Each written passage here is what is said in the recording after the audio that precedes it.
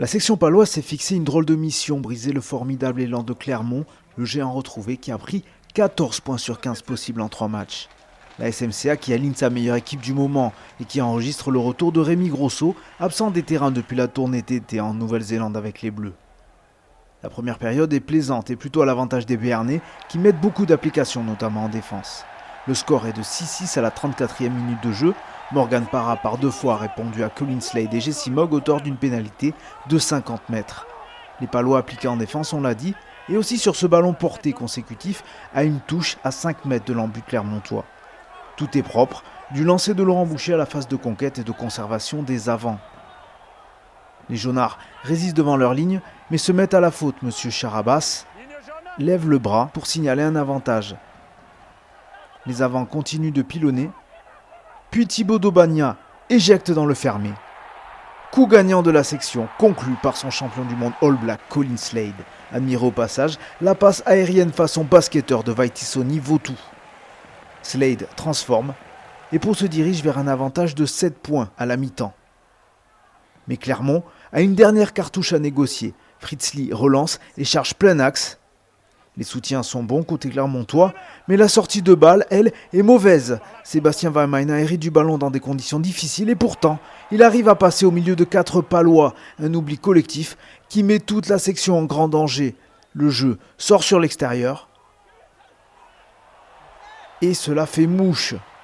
Pau paye au prix fort son absence défensive et voit son avance fondre juste avant la pause avec cet essai de Rémi Grosso. Un lancement de jeu rondement mené où Parra, Lopez, Lamera et Grosso donc ont touché le ballon. L'essai n'est pas transformé et les deux équipes rejoignent les vestiaires sur le score de 13-11. Clermont s'en tire plutôt bien et son adversaire du jour se dit que le coup est à sa portée. Les hommes de Simon Mannix vont attaquer plutôt bien la seconde période et montrer toujours autant de grinta dans les zones de combat. Même si là, pour le coup, cela n'avance guère. Alors, Colin Slade va alterner avec du jeu au pied d'occupation. Penaud et Tuikuvu se gênent sous la chandelle, ce qui fait le bonheur de Geoffrey Moïse. Le pilier palois n'a pas les jambes pour terminer face au véloce Tuikuvu, mais la différence est déjà faite et il suffit d'un lancement de jeu après le rack palois pour marquer. Un essai signé Charlie Mallier. Les affaires se corsent pour Clermont 10 minutes plus tard quand Rabah Slimani reçoit un carton jaune. La raison ? L'ancien parisien vient charger Thibaut Daubagna avec le coude en avant. La zone de contact est d'abord le torse, puis le cou, d'où la couleur du carton. Et sur la pénalité, Tom Taylor ne rate pas son tir. 23-14, 9 points d'écart à 15 contre 14. On se dit que cela sent bon pour la section. Mais voilà, les Palois n'arrivent pas à enfoncer le clou.